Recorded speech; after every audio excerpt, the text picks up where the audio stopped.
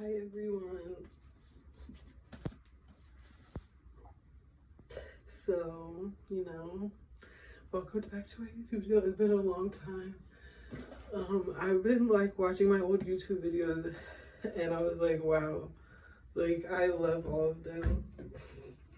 And I want to make more. I want to read this book. It's really long and it's really, long. I don't know if you guys want to hear it. Like, I also want to make eating videos, like ASMR and more nature ASMR, but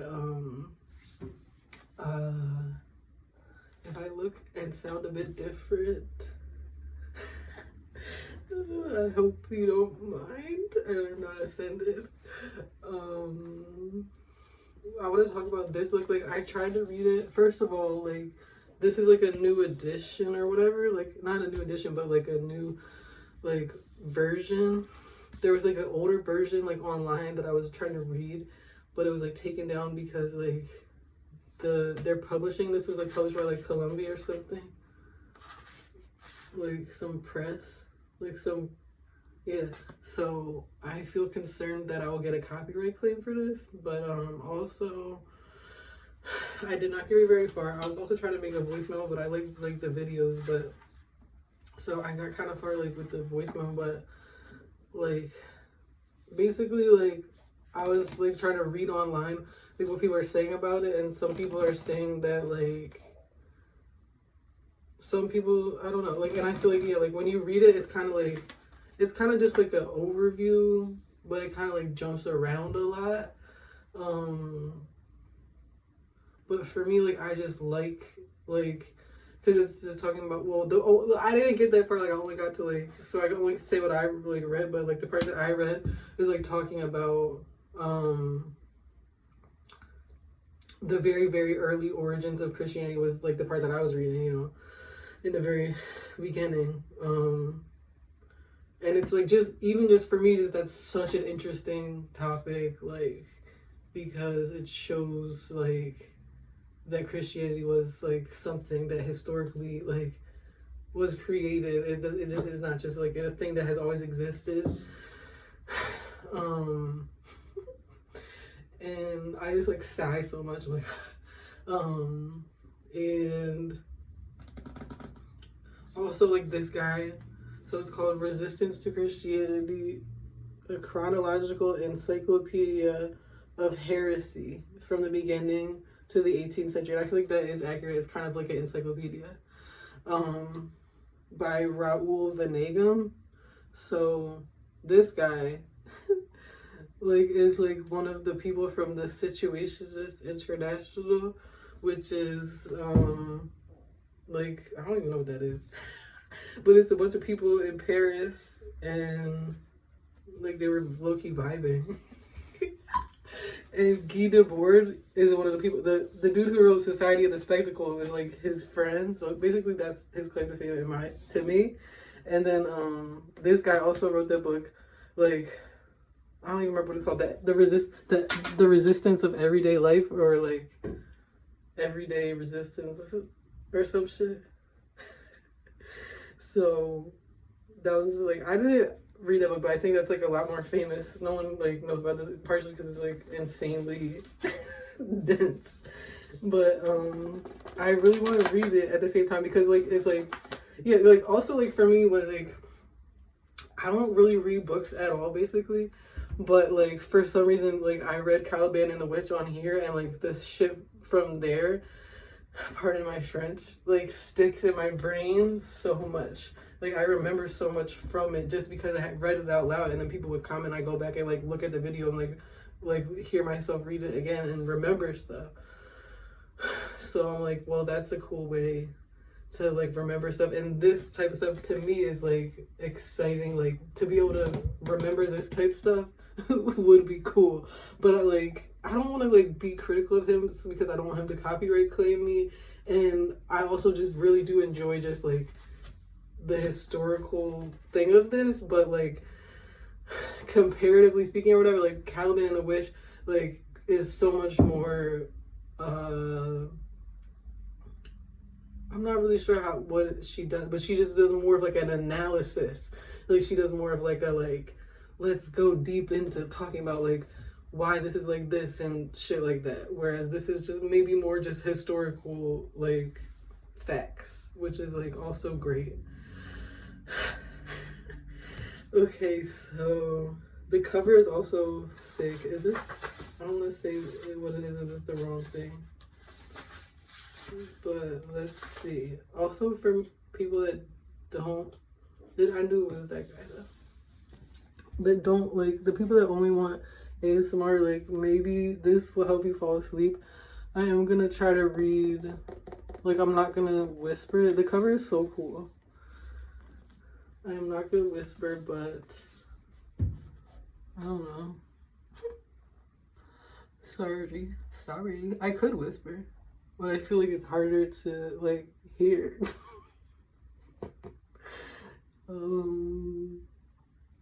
Yeah. So yeah.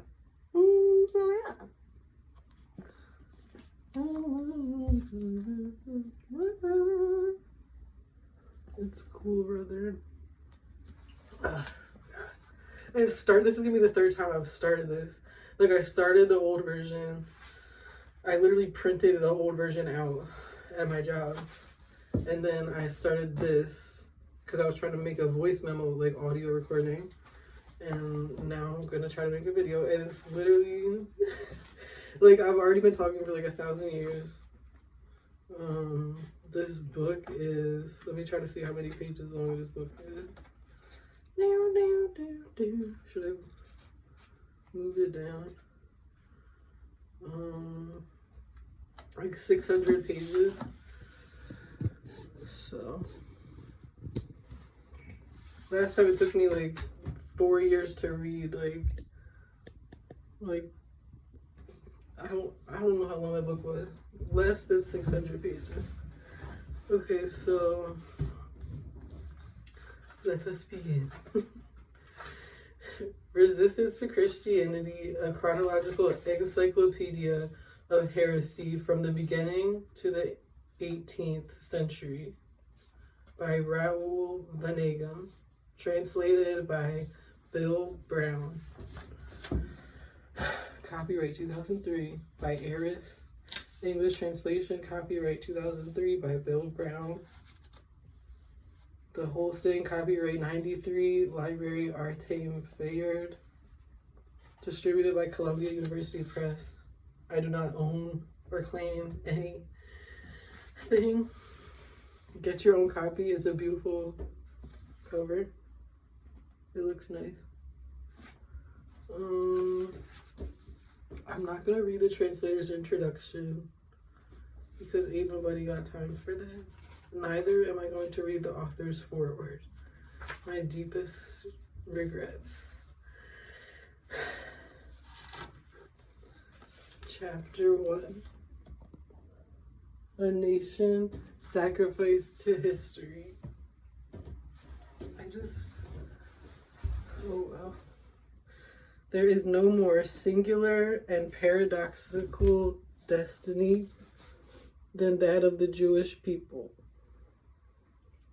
The books or Biblia that, under the name Bible, founded the Hebraic mythology, raised the Jews to the elective glory of a unique God who aspired to reign over all of humanity. There's a note. What should we see what the note says, guys? I don't know.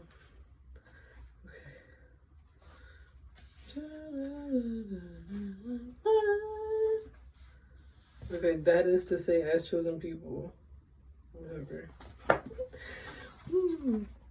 Invested with an eternal and universal truth.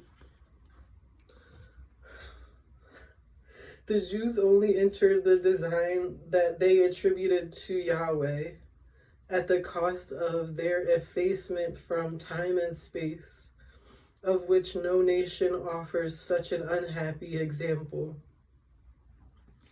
The arrogance of the God of the Holy Wars was born from a statist centralism. that unified the nomads and that soon became sedentary on newly conquered territories. By a cruel irony, this arrogance continued to be puffed up by the winds of prediction, even as the temporal power of the Hebrews, far from seizing the world in order to propagate obedience to Yahweh, ended up succumbing to the blows of the Assyrians, Persians, Greeks, and Romans, and thereby found itself extirpated from the very places in which it had been established over the course of nearly 2 millennia. That a nation unanimously placed its fate in the hands of a God and experienced hostility, hate, and scorn everywhere and for so long, its strange specificity doesn't lie in this. But what surprises us is the fact that this nation kept faith and confidence in and accredited a deity that proved so detrimental to its interests. And the other thing people on the internet said was this, like, a lot of the stuff that he's saying is, like, opinion, kind of. Like, he's just saying his opinion, but, like, that's, for me, that's enjoyable to read, like, this much depth and historical, like, whatever it is, like, musings, like, of someone's opinion, like, about this specific topic from his specific perspective. Like, to me, I'm like, yeah, like, I want to hear that opinion, but just keep in mind, I guess, I don't know. Anyway, situating themselves within a mythical history, the temporal aspect of which was a mere shadow of the divine will, the Jews submitted as to a malediction to which they subscribed in advance, to a historical exclusion from which they only returned in the 20th century by replacing religious preoccupations with social ones.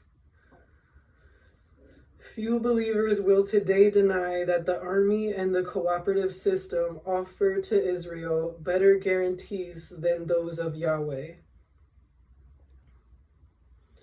It's about time. Vilified, oppressed, and massacred, and imprisoned in ghettos, they continue to interpret their nightmare exegetically. The malediction confirmed their status as the chosen people. It conferred upon them, through water, fire, the blood of sacrifice and redemption, ordeal and salvation, expiation and redemption, an existence that was, so to speak, metaphysical, sub specie aeternitatis. I should put like a marker. Oh, did I? No.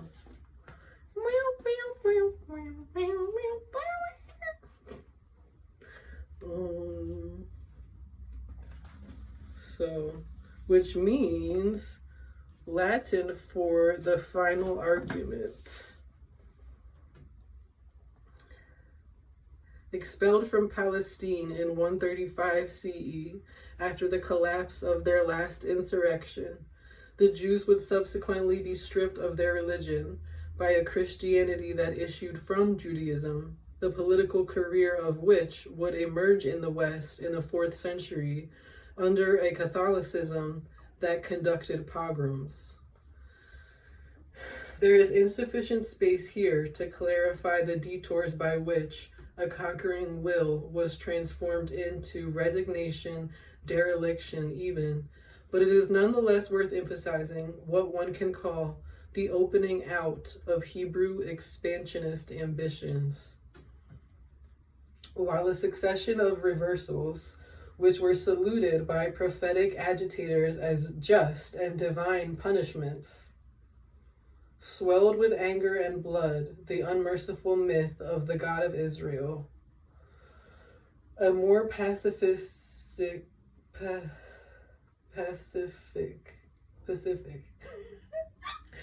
more pacific conquest also became apparent.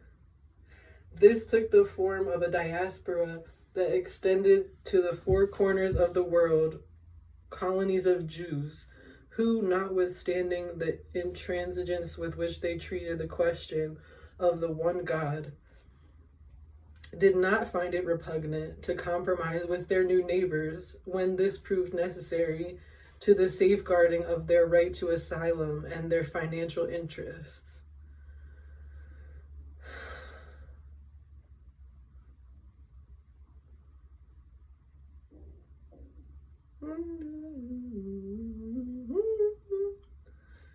Before this, I drank a Slurpee and I ate 2 taquitos from 7-Eleven.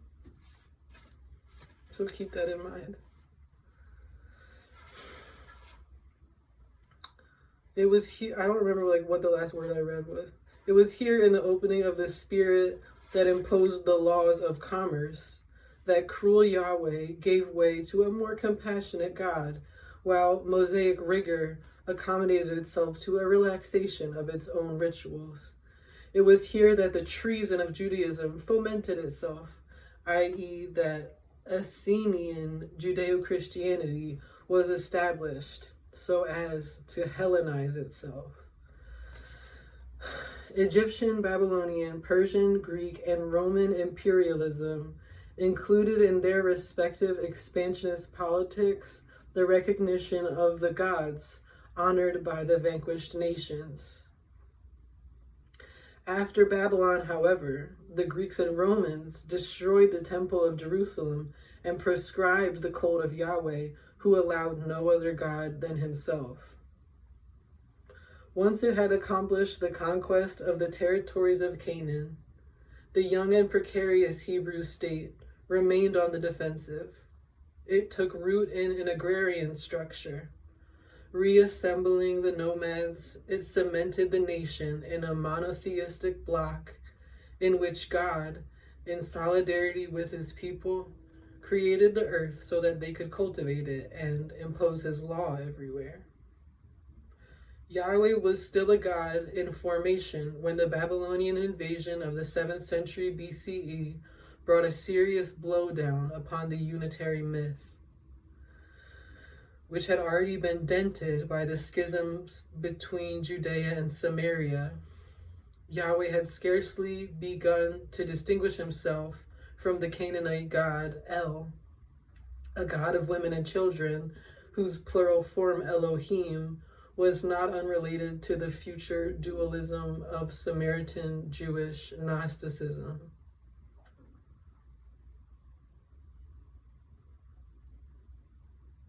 The local trading posts of the diaspora did not constitute bridgeheads,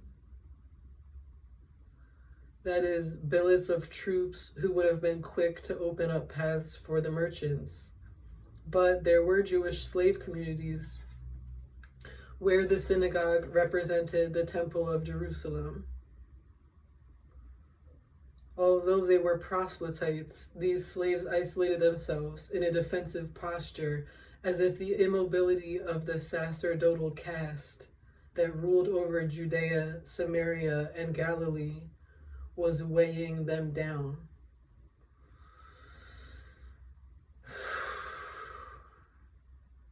Okay. The dynamism of the industrious Jewish classes got entangled in the nets of the Sadducean bureaucracy. I'll edit that out in post. Which was the aristocratic caste of the functionaries of the temple. Its conservatism concretized the God of conquest, who had afflicted his powerless believers and who held on to the gift that they made to him in the form of salutary expiation every day of their existence. The development of the modernist party, Phariseeism, arrived too late when the Jewish nation was a mere colony that successive empires indirectly inherited.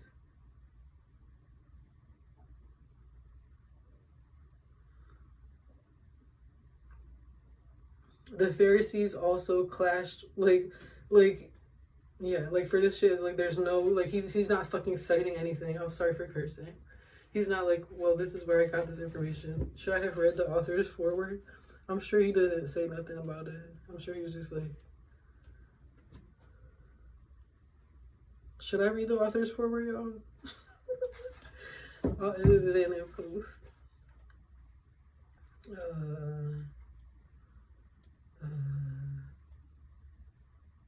The Pharisees also clashed with revolts of the extremist type that limited their ambitions to massacring the Goyim, non-believers, and adoring Yahweh. Like, who? Okay. When Essenism broke with the Yahwehism of the temple, it undertook to promote an ascetic rigor that would nourish the fanatical guerrillas of the Zealots who fought against the Roman occupation and Pharisee collaboration. Like, that's interesting. Like, whether it's true or not. And, like, this shit was published... Actually, was it published in the 90s? Is that what they said? Yeah. So that's cool.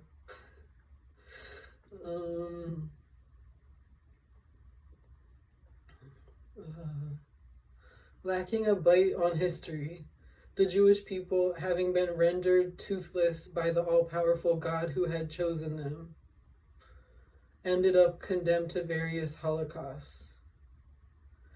Many times rewritten and revised, the original kernels of the first biblical texts date from the 10th and 11th centuries before the Christian era, BCE, shortly after the establishment of the Hebrews in the land of Canaan.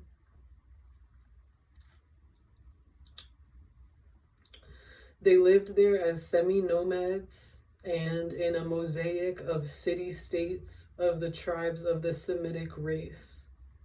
Nomads themselves, the Hebrews, whose tribes had visited Mesopotamia and Egypt and had gleaned from them religious beliefs and techniques of organization, seized hold of a part of the land of Canaan under the leadership of a person to whom their mythology gave the name Moses.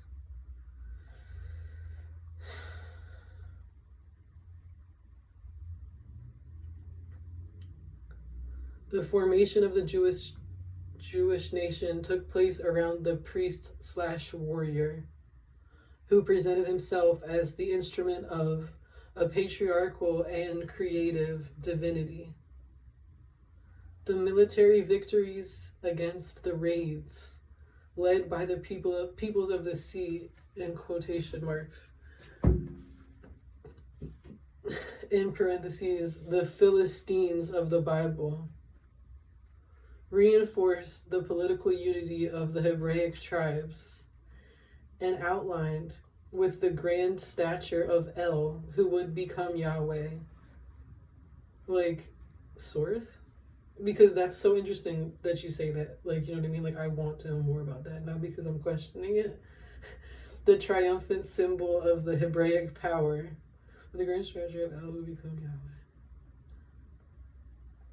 And outline the triumphant symbol of the Hebraic power that was annihilating the Semitic nations and their archaic gods.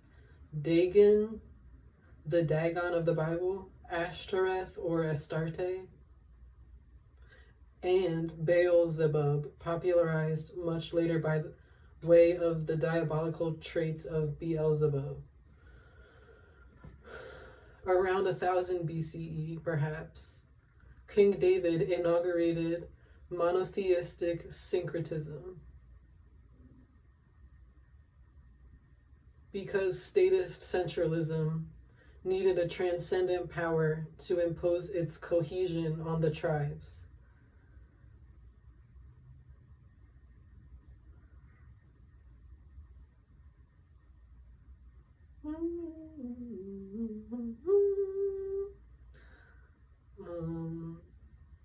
Which had traditionally been independent.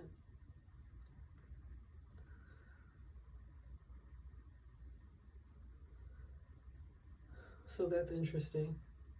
Around 1000 BCE, perhaps, King David inaugurated monotheistic syncretism because statist centralism needed a transcendent power to impose its cohesion on the tribes which had traditionally been independent. Like, that's so interesting that you would say that. Arrogating to himself the functions of the high priest.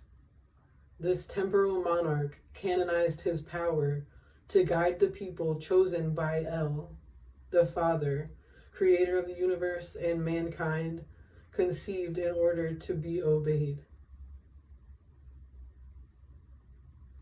The legend attributes to Solomon, son of David, the construction of the first temple of Jerusalem, the symbol of the faith and supremacy of the Jews, a monument to the monotheism that had hastened to destroy the invaders, and an edifice that would one day be replaced by the Basilica of Rome. Nevertheless, the tyranny of Solomon provoked the secession of the northern tribes. Upon his death, they refused obedience to his son.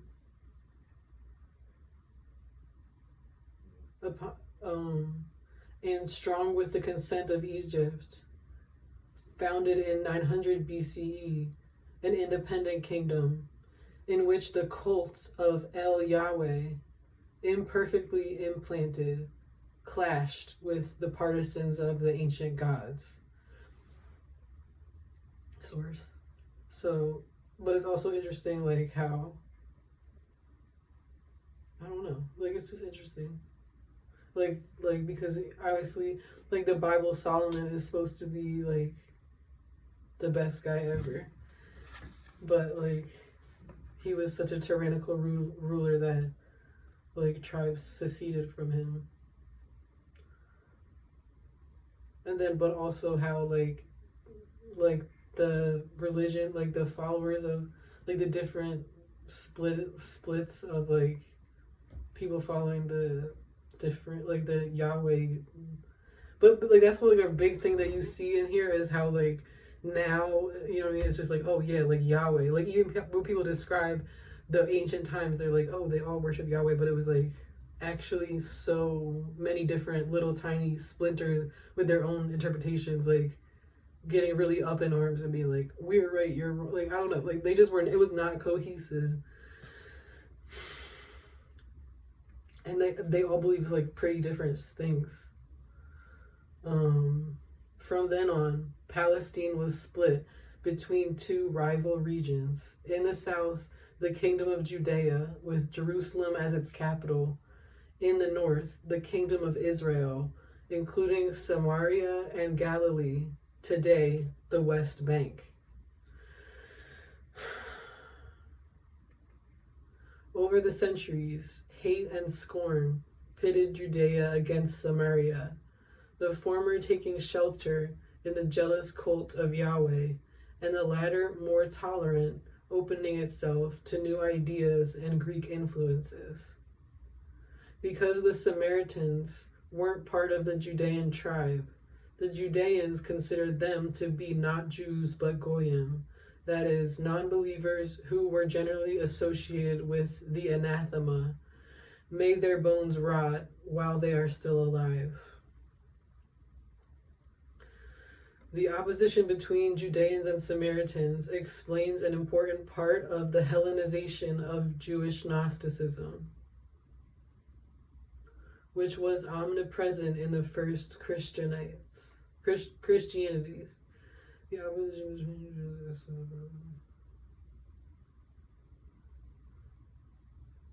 it especially explains the anti-Judaism that animated the men of the community, quote unquote, the Essenes, and the fact that Greco-Roman racism would disguise itself as anti-Semitism.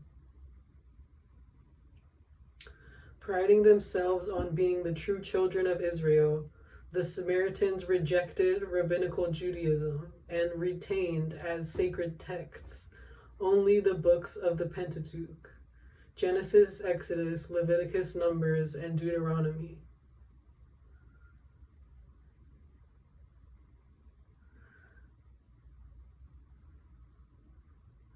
On the mountains of Ebal and Geritzim, places of worship, were built that the Samaritans believed were more powerful than the temple at Jerusalem. For them, Yahweh, God of war and conquest, had not abolished El, the Father, from whom he issued, nor had he abolished the tetrad that he originally formed with his wife, Ashtoreth, Astarte, and their sons and daughter. For the Samaritans, two feminine divinities attenuated the pitiless patriarchy that the Judeans claimed for themselves.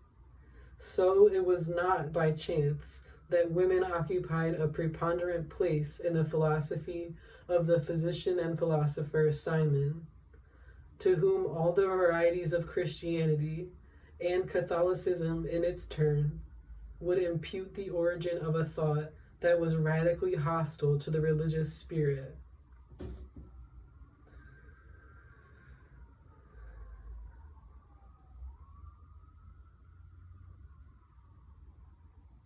In 722 BCE, Samaria succumbed to Assyrian invaders.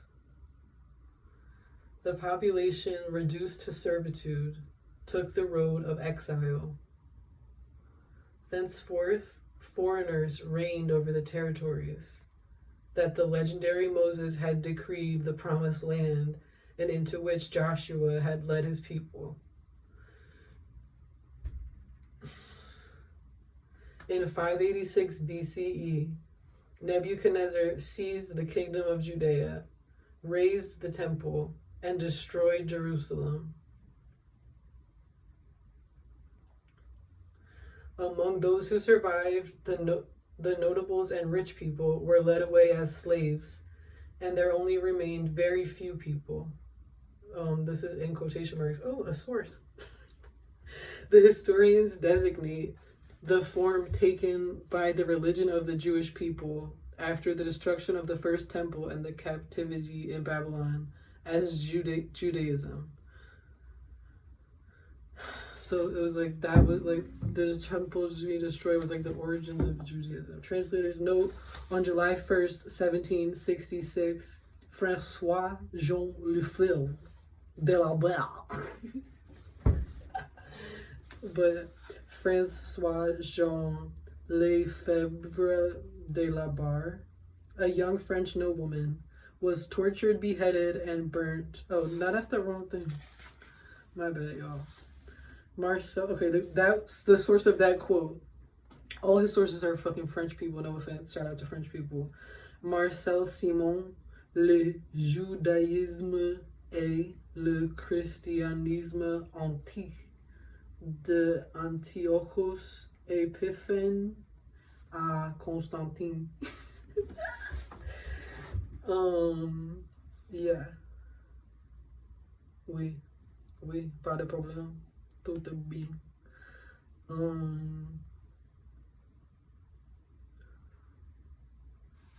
Let's read that, guys. Let's read that next.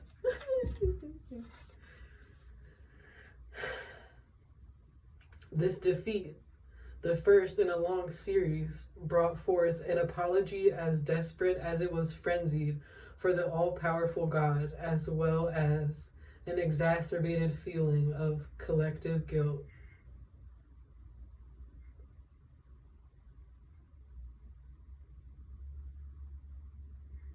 Upon each reversal, the litany of wandering prophets exalted the grandeur of Yahweh, brooding in psalm-like fashion over the calling of the Jewish people to dominate the world and to prove in its heart the righteous expiation of its lack of faith.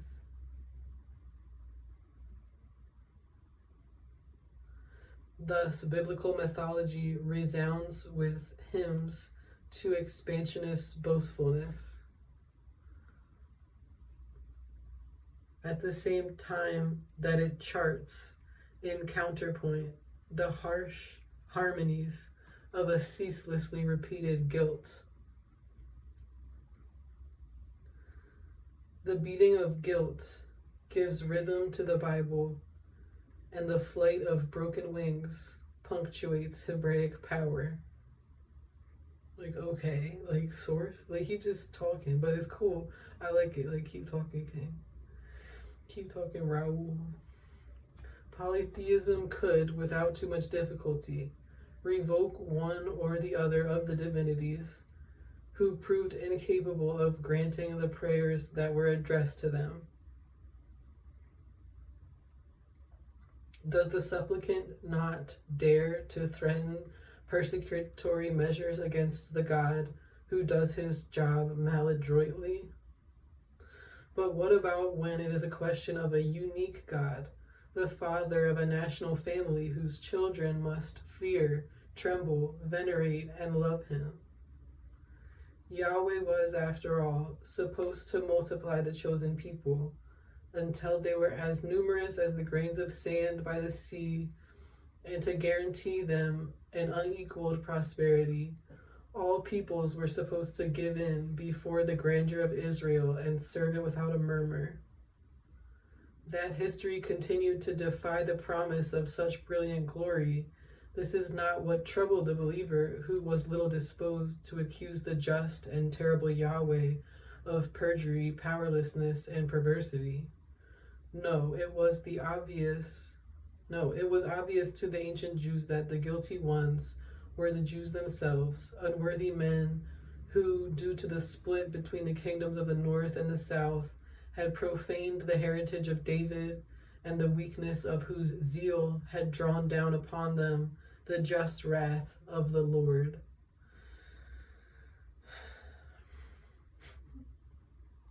The cruelest of enemies, the Babylonians, Persians, Greeks, and Romans, wove for them between the hands of the Eternal a net of unhappiness and redemption. But if the children of Israel amended themselves, resigned themselves, welcomed misfortune with a morbid joy, and proclaimed their unshakable confidence in the fire of the ordeal, then divine mercy would bring down upon them its perpetual grace.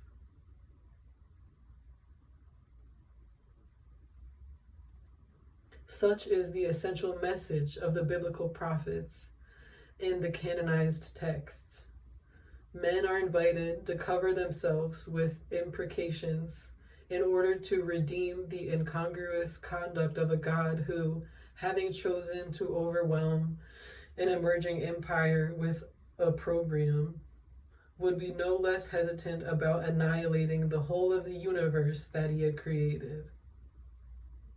No doubt this is a unique phenomenon in history, a state possessed by an invincible God and yet dispossessed of any victory, in which germinated the projects of a universal theocracy, a millennium sanctifying the earth, and a holy war in which the combatants had no weapons with which to confront the enemy other than their own teardrops. Once more, it was in Samaria that, against Yahweh's intransigence, there emerged a dualism that opposed a good God, unknowable, ungraspable, and not of this world, to the God of war, the demiurge, creator of a bad world. This was an idea later adopted by Christianity of the Nazarene type, as well as by the hedonistic Gnostics of the Carpocratian school.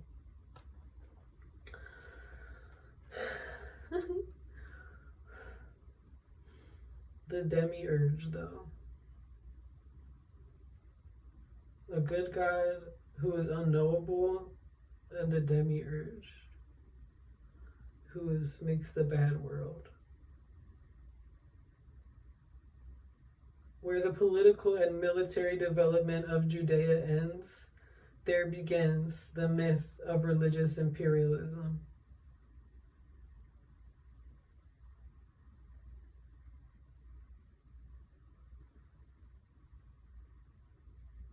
A veritably imprecatory saga, remodeled from older texts, was inscribed on the steps of the temple that was sacked by the Babylonians.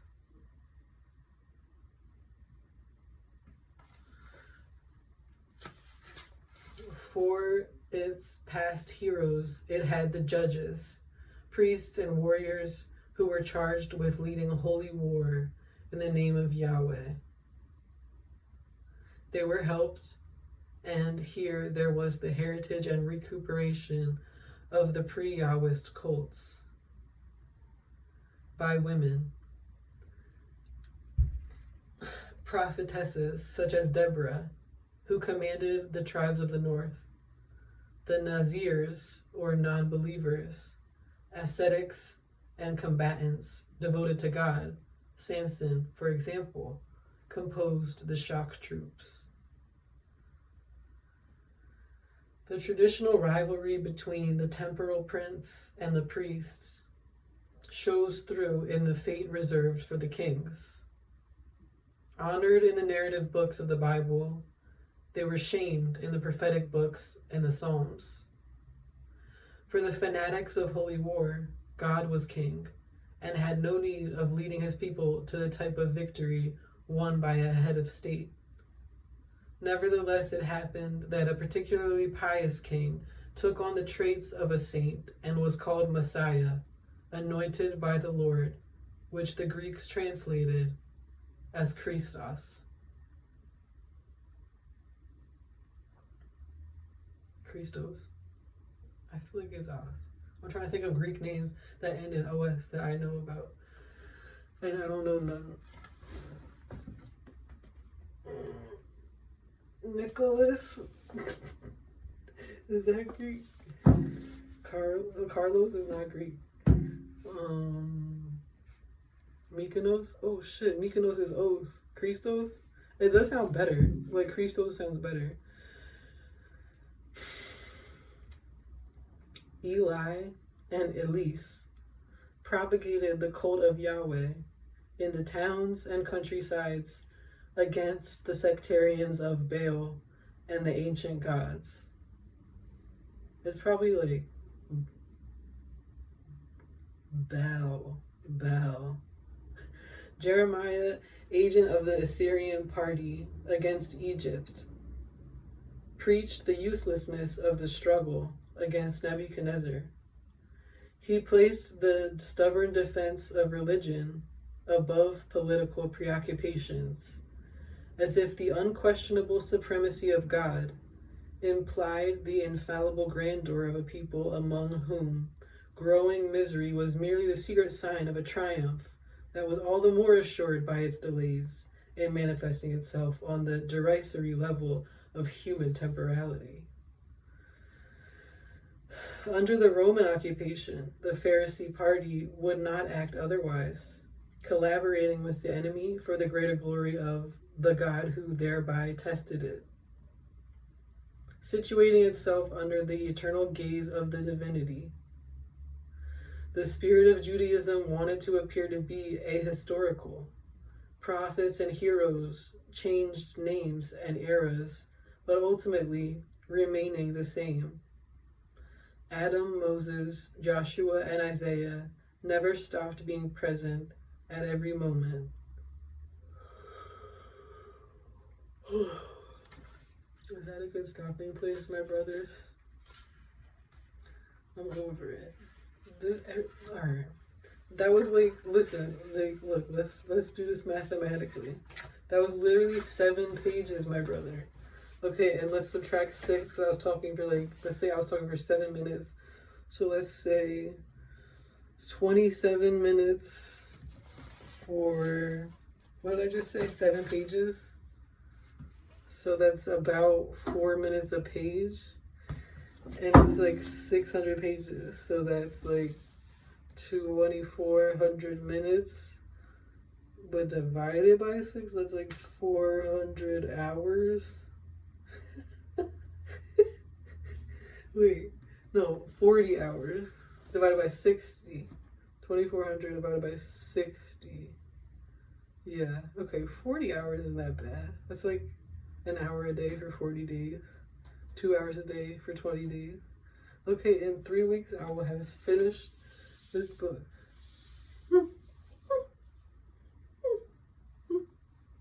That doesn't seem accurate. Is that accurate? If it takes me 27 minutes to read 7 pages, it's about 4 minutes a page. And there's 600 pages. So that's about 2,400 minutes. Divided, so 2,400. Huh? So how many hours is that? So 2,400 minutes divided by 60 is 40. That is 40 hours. Okay. Alright, I believe it. I believe it. This was only like a half hour, really. That's why, I think that's why I'm confused. Because I'm like, I could, but it's like, I would have to read twice as much as I did. Okay, wait, thank you for watching my YouTube. Please like, comment, and subscribe. Let me know if you have any recommendations. Like, I want to eat Chinese food in a video. And is there any books that you want to read? Or I also want to go in nature. I know of some nature. I have some nature in mind.